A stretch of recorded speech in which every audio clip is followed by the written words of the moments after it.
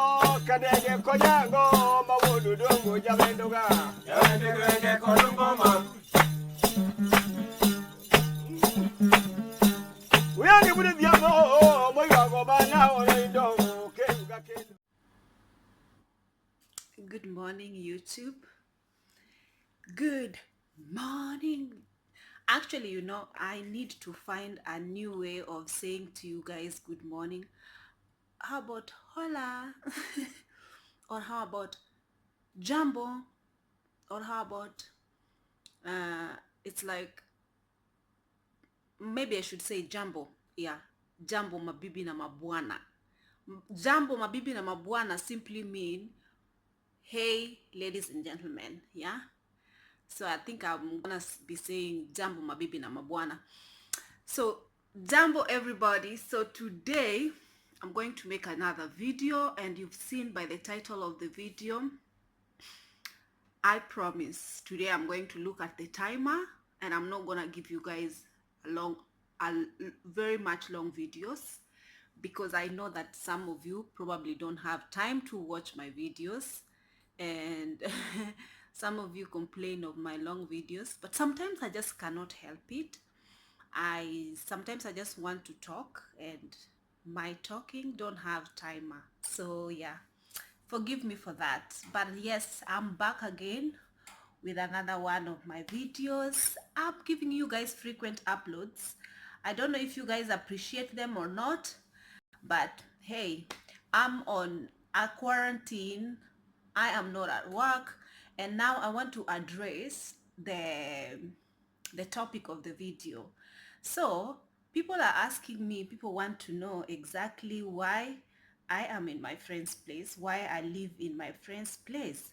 So it's a long story, but I'm going to try as much as possible. And also another question is that, did I quit YouTube? Did I quit my job so that I can pursue YouTube full time? So I'm going to try as much as possible to answer these two questions without wasting too much of your time. So I don't know which one I should address first. So let me talk about the job situation. Yes, you guys, I did not, regarding the quitting my job so that I can because people are saying that I quit my job so that I can do YouTube full time, and that is not the case. I did not quit my job so that I can do YouTube full time. I had a set time to stay in the Emirates, and I was not planning to stay in the Emirates for more than 12 years.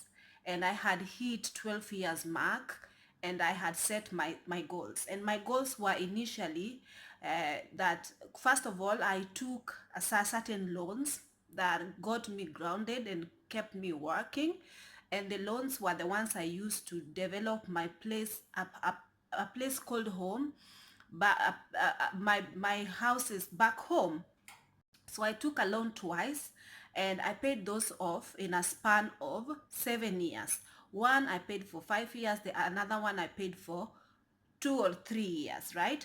So after the loan was done, and between the loans, I also was paying school fees for my siblings, and supporting people back home. So my initial plan was to finish the loan, which I had finished, and then another plan was that I needed to pay for school fees until everybody was finished schooling. So I wanted to do that when I was still working and had constant income. So after everybody had finished with their schooling and I had finished developing my property, I had planned to sort of save a little bit of money, then quit my job. And that is where it comes by. I had, our contracts were always renewed after every 2 or 3 years. So my last contract, I wanted to do my 11th year contract, and then I didn't want to extend the contract. So before my contract renewal, my contract was supposed to be renewed in March. I quit before, like I had planned anyway. I had planned that I'm gonna not do another contract. But the thing is, it's like I know the job itself. It's not easy to just wake up and say I quit. But I said this was the motivation I had. I had really had felt like it was time for me to leave, because again, as I told you guys earlier, that I had set as time frame for me to stay here, to stay in the Emirates. And a lot of people always talk to me like, I don't know, you guys. Here on the internet, a lot of people have a say, and people have opinions as to, especially when I give you guys a story regarding building my house in Kenya. People were telling me, why did I choose to build my house in Kenya? I'm like, why not? I am a national in Kenya, and it's easy for me to accumulate, to buy land in Kenya. So people were like, why didn't you use the opportunity of living in the Emirates, and move to another, to, go to Canada or go to Australia or go to US, and why are you going back to Africa like it's a shit old place, and your property or your things will just, you know what? A lot of people who talk like this, they have no idea about Kenya. They have no idea about different places in Africa, because they usually argue that the government is very corrupt, and your property can easily be taken over by the government. But that is not the case. That is not the case. If you've bought property and you're paying your taxes on time, and you bought it legally, as in you have your papers and it's your house legally, nobody is gonna take that house from you. The land is yours. You're paying taxes. It's yours. So for people to insinuate that, or even to advise me to take my wealth, or even to invest elsewhere out of my land, my own motherland, that is absurd. Like, everybody else is studying abroad and coming back home and investing, bringing back their brains so that they can develop and build back home, and you're telling me to move away from home? No. East or west, home is where my heart is. So I had told you guys that the only reason I would leave home is if I was to relocate because I married, or because but because that is not the case for me, I would move home just for because that is where my heart is. So anyway, I've answered that. Something else they were asking me is why I'm living at my friend's house.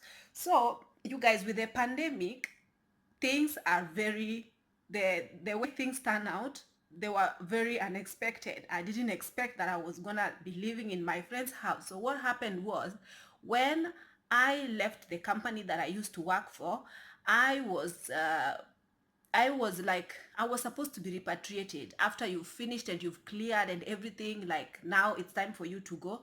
I was supposed to be repatriated, but I had my luggages that I was like my cargo, that the flight that was supposed to repatriate my cargo, that I paid for, because you have to pay for your cargo, and I had a lot of things. Remember, I've been here for 12 years, so I have 12 years worth of things that I needed to ship back home.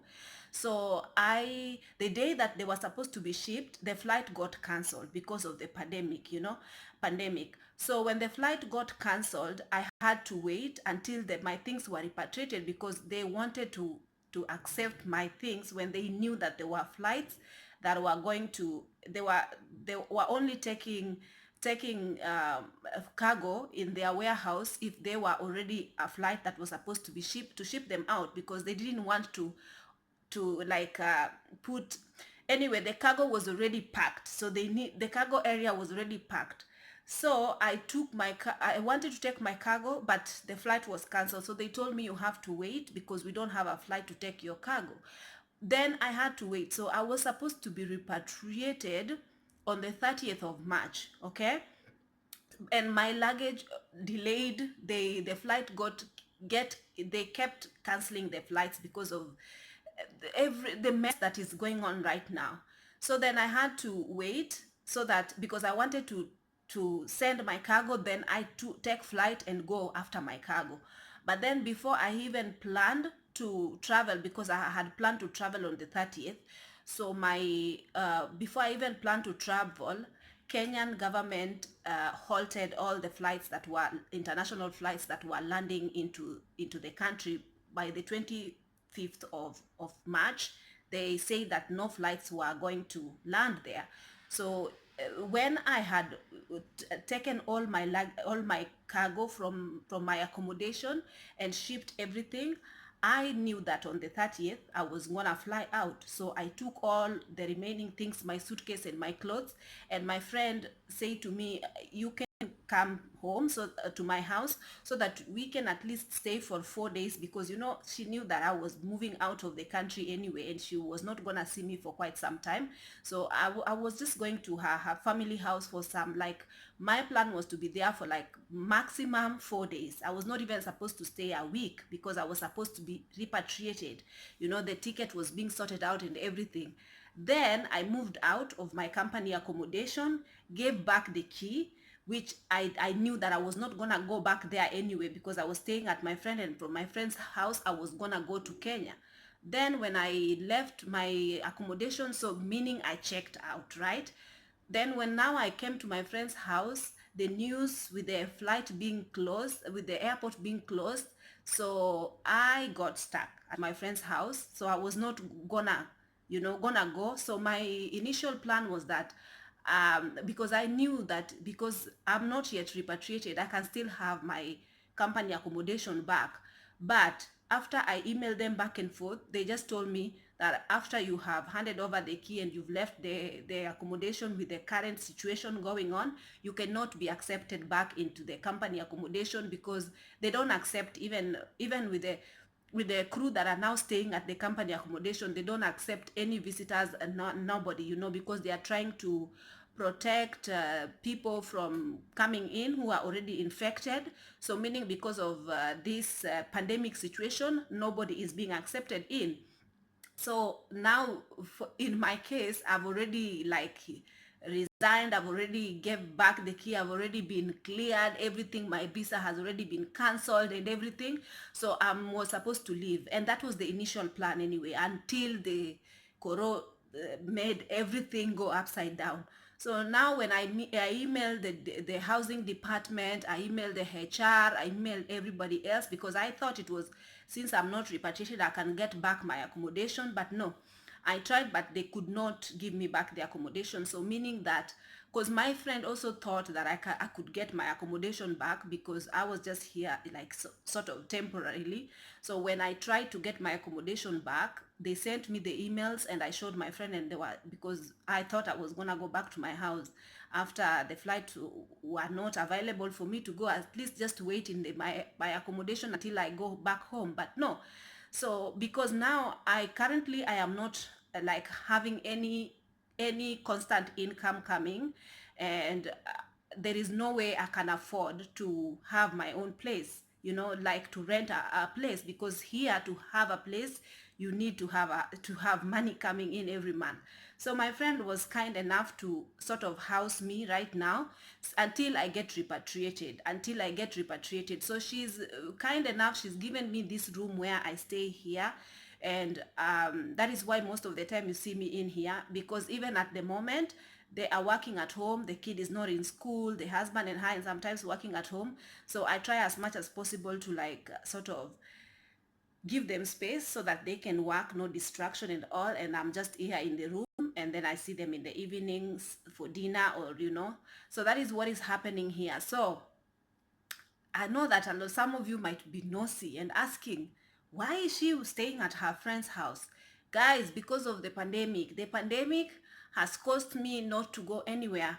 No building in my company is going to accept me. Even if they were to give me a place to stay, they will not accept me because of the pandemic. They don't accept people. Nobody goes in and out. Nobody goes in.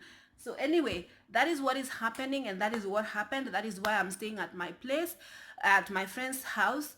So for you guys who have all these questions lined up for me, and you know, and yeah, that is the answer to your question. So I hope I answered all your questions, and if you have more questions, you are always free to ask me, but don't ask personal questions, because I am not going to give you personal questions. And lately I've been feeling very emotional and very upset with what is happening in the US right now, and the riot, and what caused it, what caused the riot and everything. And I feel like every single person who have a platform is supposed to speak up regarding this. And the most sad thing is that I have seen as African, let's just say, black people are so much divided in so many ways than normal. It seems like right now that this thing has happened, like a lot of especially the American ladies who have platforms here on YouTube, they seem, especially the ones who speak heavily regarding the black issues, you know, the issues affecting black community. They feel very in their feelings that there is a lot of African American women, like there are a lot of black women in America that has been murdered in the past by the brutality, you know, that is going on or that has gone on in the past. Their children, whatnot, you know. A lot of people have been murdered, ladies, but they don't feel as if the same energy that is being given when the black man gets murdered is the same energy that is being put out there when female counterparts get murdered. So the African American women feels like nobody is standing up for them, nobody is fighting for them, and nobody, like, their case when it comes to them, if something happens to one of them, nobody sort of fights for them as much as people are fighting for the black men. So they feel very like unprotected, and you know, no one is defending them and all that. And they don't see any hashtags and all this, because if you see the cases that has happened to the black women is as much as the cases that are happening to black men as well. So it is equally happening, but even black men don't go protesting, don't go in the streets protesting regarding the killing of a black woman. So people are having and to me, it's honestly, I don't know how I feel about this. I do know that honestly it happens, but I acknowledge that people don't react same way as the way they react when a black woman is killed. They don't react same way as when a black man is killed in the hands of these people. And I just want to say that um, I just want to say that if you are going to protest, if you are going to lend your voice, I feel like you don't do it just because it doesn't happen to you the same. I feel like you do it because one day you might have a son, you know, and I feel like you do it because you have a father, you have brothers around, you have, you know, as much as you want to say, people need to give the same energy to all, you know, all genders. When something tragic like this happened to them and they get murdered, people need to give the same energy to them the same way they give to African American women.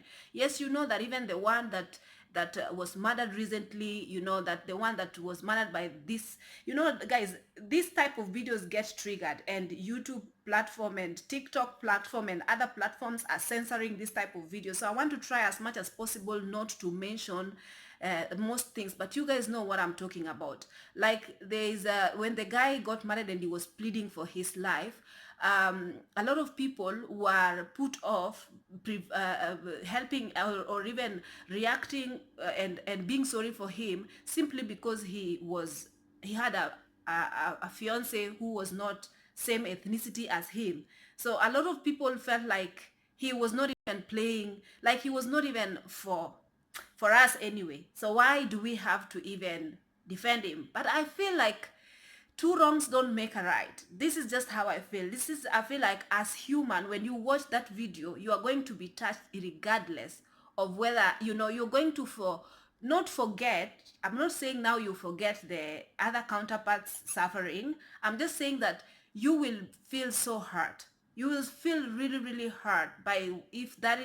I watched that video and it bothers me a lot. Even when I see such a clip, it triggers me so much. I want to cry. I want to, and you know, the fact that even the president of the United States is talking and denouncing the rioting and calling the rioters thugs and all that. Why are they not putting this same energy towards denouncing the murderer?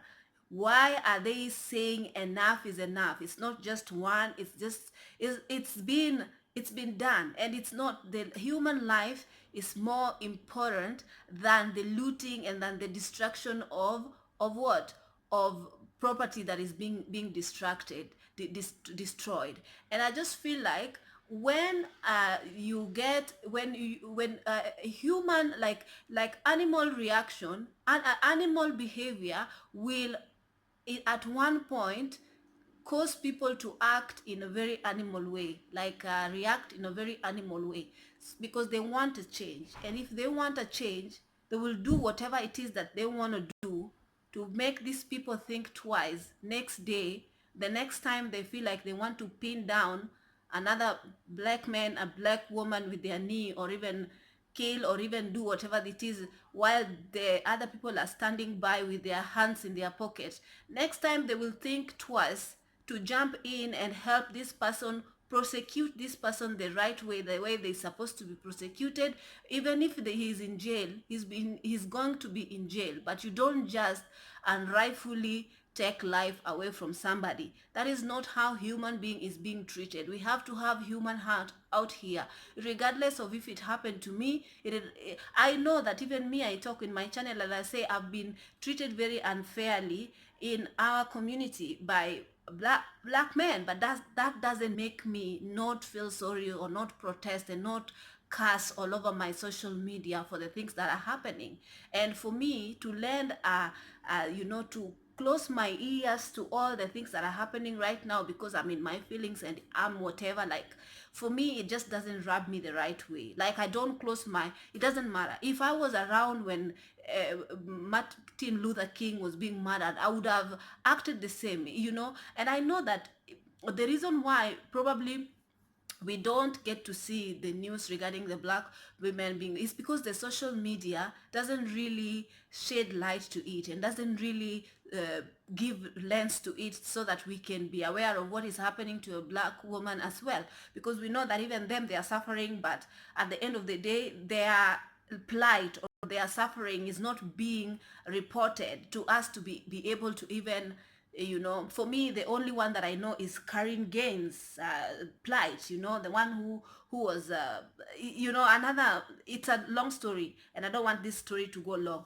So I think that if you have a voice, if you have a Twitter, if you have, join in with the people. Don't just close your ears to what is happening around you. Join in with the people, denounce it. Denounce it with all the breath that you have, because you don't know next time it is your child who is going to go through this. You don't know if next time it is your husband, whether you are married to an African American man or an African man or even a white man. Doesn't matter. You might find that one day people are going to retaliate or people are going to do revenge and they are going to be lynched just because people have had enough. And the people who feel like it's not affecting them directly, they feel like they cannot even talk about it, like they don't feel the need to talk about what if their life change one day and now lynching is taking place all over the world, is getting lynched because of the unfair injustice things that has happened all over the world, so I just want to say that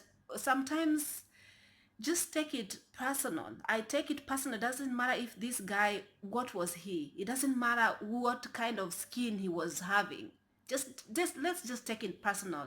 So anyway, you guys, I think I wanted to talk more in this video. As you know, you guys, I talk a lot.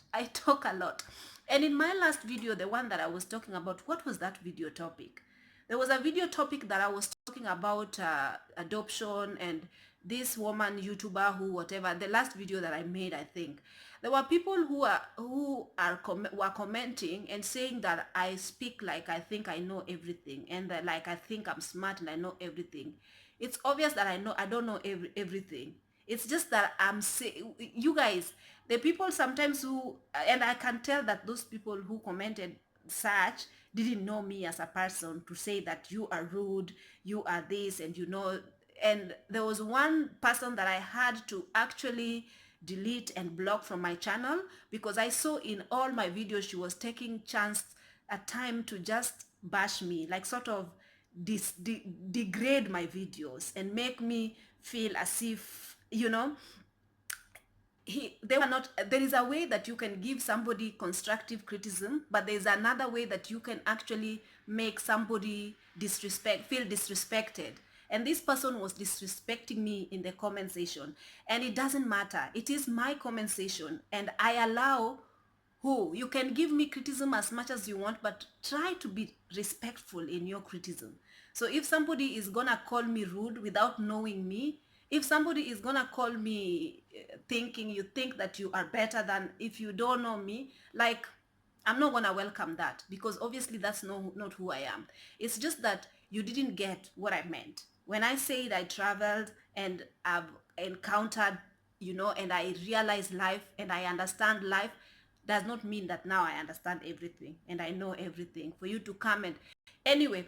And most of the time I realize that the people who take time to bash, especially fellow African women or African men who take time to bash African women like me, who have a channel and who have a platform and feel like they have a voice to voice out their opinion and to, unapologetically talk about what is in their head, meaning that they for me, this is how I interpret these people. I feel like they feel like we are not worth opening our mouths and talk.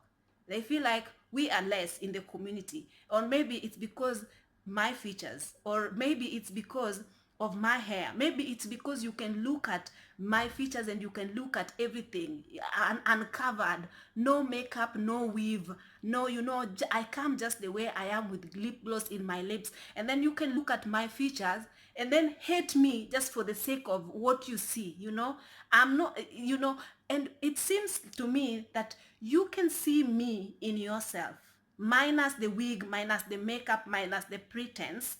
You can see my features in you, and you hate your features so much that you feel like I cannot show myself and I cannot show my face here and have my hair here like this and have, this is my interpretation to that video, because I don't understand why you would have so much hate and rage on me when you don't know me. You don't know me, yet you will say these horrible things about me. You feel like I need to just go back in my shell and keep quiet and not talk, because I'm not supposed to talk.